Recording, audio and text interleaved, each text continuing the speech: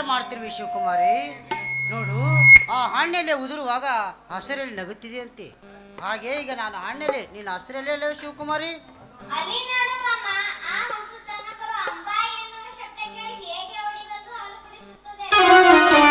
ನೋಡಮ್ಮ, ಬೆತ್ತ ಕರುಳಿನ ಕುಡಿ ತನ್ನ ಮಕ್ಕಳಿಗೆ ಹಾಲು ಕುಡಿಸುವುದು ಅದು ಜಗತ್ತಿನ ಸಂಪ್ರದಾಯ.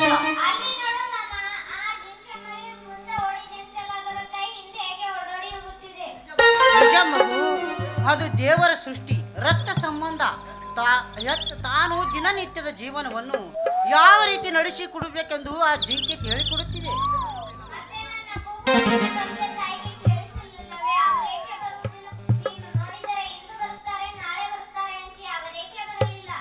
ಬರ್ತಾರಮ್ಮ, ಬರ್ತಾರೆ. ಅವರಿಗೆ ಯಾವ ಸಂಕಷ್ಟದಿದ್ದಾರೋ ಏನೋ ಆ ದೇವರಿಗೆ ಗೊತ್ತು.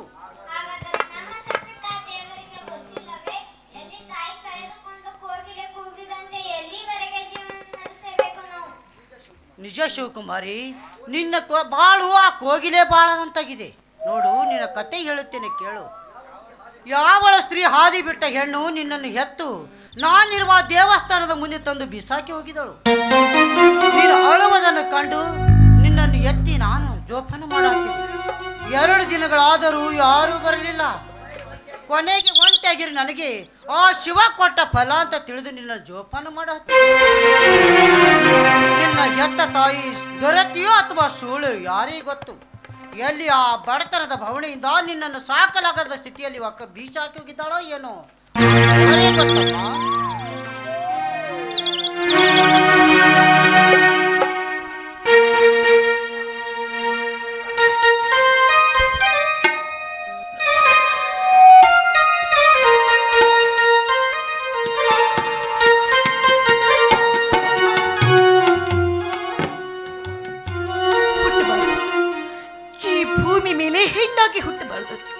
ಹುಟ್ಟಿದ್ರು ಕೂಡ ನನಗೆ ಬಂದಂತ ಕಷ್ಟ ಮತ್ತಾವ ಹೆಣ್ಣಿಗೂ ಕೂಡ ಬರಬಾರ್ದು.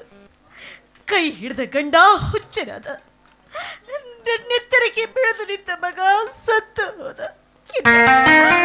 ಹಾಲು ಕುಡಿಸಬೇಕಾದಂತ ಹಸಿಗುಸ ಕಣ್ಮರೆಯಾಗಿ ಹೋಯ್ತು. ಇಷ್ಟೆಲ್ಲ ಆದ್ಮೇಲೆ ನಾನು ಯಾರಿಗಾಗಿ ಬದುಕಬೇಕು, ಯಾತಕ್ಕಾಗಿ ಬದುಕಬೇಕು? ನನ್ನಂತ ನತದೃಷ್ಟ ಹೆಣ್ಣು ಈ ಭೂಮಿ ಮೇಲೆ ಬದುಕಲೇಬಾರದು. ನನ್ನನ್ನ ಈ ಸ್ಥಿತಿಗೆ ತಂದನೆಲ್ಲ ಚಾಂಡಾಲ ಸುರೇಂದ್ರ.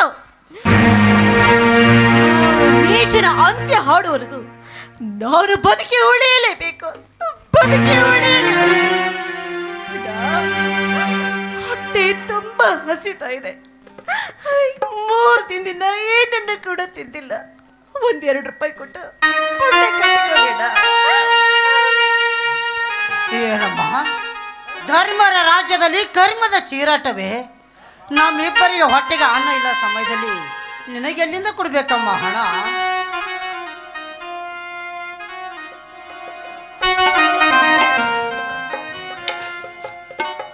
ಸರ್, ನಿಮ್ಮ ಮನೆಯಲ್ಲಿ ಯಾವುದಾದ್ರೂ ಒಂದು ಕೆಲಸ ಇದ್ದರೆ ಕೊಡಿ ಸರ್, ನಾವು ದುಡಿಯುತ್ತೇವೆ ಸರ್. ನೋಡಪ್ಪ, ನಮ್ದು ಮನೆ ಇಲ್ಲ, ಆಸ್ಪತ್ರೆ ಇದೆ. ಅಲ್ಲಿ ನಿನ್ನಂಥವರಿಗೆ ಕೆಲಸವಿಲ್ಲ.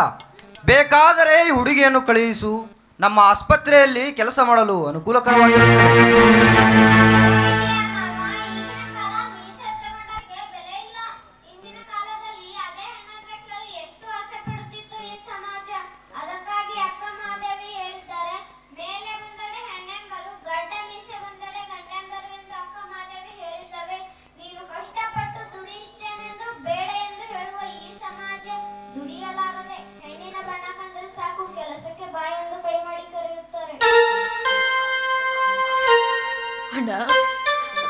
ನಾನು ನಿಮ್ಗೆ ಬೂಟ್ ಪಾಲಿಶ್ ಮಾಡಿಕೊಡ್ತೀನಿ.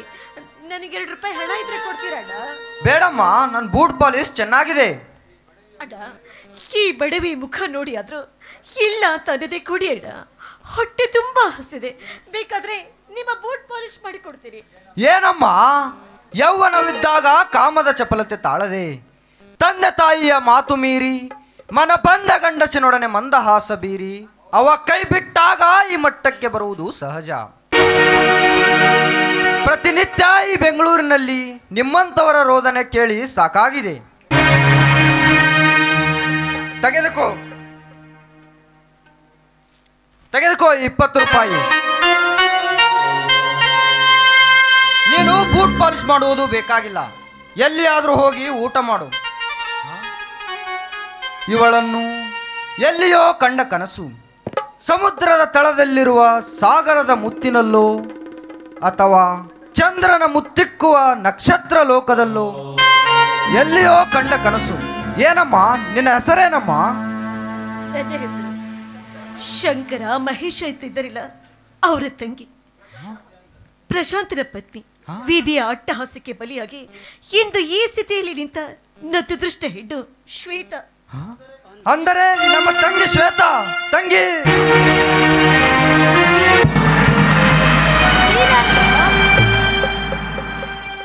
ನಾನಮ್ಮ ನಿನ್ನ ಪಾಪಿ ಅಣ್ಣ ಶಂಕರ. ನಾನಮ್ಮ ಅಣ್ಣನ ಮಾತು ಕೇಳದೆ ಬಣ್ಣದ ಗಿಳಿಯಂತಿರುವ ನಿನ್ನನ್ನು ಗಿಡಗದ ಬಾಯಿಗೆ ಕೊಟ್ಟ ಕಟುಕ. ಏನಮ್ಮ ನೀನು ಈ ಸ್ಥಿತಿಗೆ ಬರಲು ಕಾರಣವೇನಮ್ಮ? ಏನು ಅಂತ ಹೇಳಿನ, ನಾನು ನಿಮಗೆ ಏನು ಅಂತ ಹೇಳಿ? ಆ ಸುರೇಂದ್ರನಿಂದ ನನ್ನ ಬದುಕೆ ಹಾಳಾಗಿ ಹೋಯ್ತಣ್ಣ, ಹಾಳಾಗಿ ಹೋಯ್ತು. ಆ ಚಾಂಡಾಲ ಭುಜಂಗನ ಕೊಲೆ ಮಾಡ್ದ, ನನ್ನ ಗಂಡನನ್ನ ಹುಚ್ಚಿ ಹಿಡಿಯುವ ಹಾಗೆ ಮಾಡ್ದ. ಅಷ್ಟು ಸಾಲದು ಮತ್ತ ನನ್ನ ಮಗನ ಪ್ರಾಣವ ಹೋಗುವಂತೆ ಮಾಡ್ದ. ವಿಷ ಹಾಗೆ ಕೊಂದ್ಬಿಟ್ರು ಅಣ್ಣ ನನ್ನ ಮಗನನ್ನ. ನನ್ನ ಕತ್ತನನ್ನ ಆಸ್ಪತ್ರೆಗೆ ತೋರಿಸ್ಬೇಕು ಅಂತ ದೇವಾಲಯದಲ್ಲಿ ನನ್ನ ಹಸು ಕೂಸನ್ನು ಬಿಟ್ಟು ಹೋದೆ. ಆ ಕೂಸು ಕೂಡ ಎಲ್ಲಿ ಕಣ್ಮರಿಯಾಗಿ ಹೋಯ್ತೋ ನಾ ಕಾಣೆ. ನಿನ್ನ ಕೂಸು ಮಾಯವಾಗಿಲ್ಲಮ್ಮ, ಇವಳೇ ನಿನ್ನ ಮಗುವಾಗಿರಬಹುದು. ನಿನ್ನ ಸಂಸಾರದ ಹಗ್ಗವನ್ನು, ಜೋಕಾಲಿ ಹಗ್ಗವನ್ನು ಕತ್ತರಿಸಿದ ಸುರೇಂದ್ರನನ್ನು ನಾನು ಎಂದಿಗೆ ಬಿಡಲಾರೆ. ವೇಷ, ನಿನ್ನ ತಂಗಿಯನ್ನು ಕರೆದುಕೊಂಡು ಮನೆಗೆ ನಡೆ. ನಾನು ಹೋಗಿ ಆ ಸುರೇಂದ್ರನ ಕತೆ ಮುಗಿಸಿ ಬಂದು ಬಿಡುತ್ತೇನೆ. ನಿಲ್ಲಣ್ಣ, ನಾನು ಬರುತ್ತೇನೆ. ತಂಗಿ, ಈ ಮಗುವನ್ನು ಕರೆದುಕೊಂಡು ಆ ಸರ್ಕಲ್ನಲ್ಲಿ ಡಾಕ್ಟರ್ ಮಹೇಶ್ ಅಂತ ಬೋರ್ಡ್ ಇದೆ, ಅಲ್ಲಿ ನಿನ್ನ ಗಂಡ ಗುಣಮುಖವಾಗಿರುವನು. ನೀವು ಅಲ್ಲಿಗೆ ನಡೆಯಿರಿ.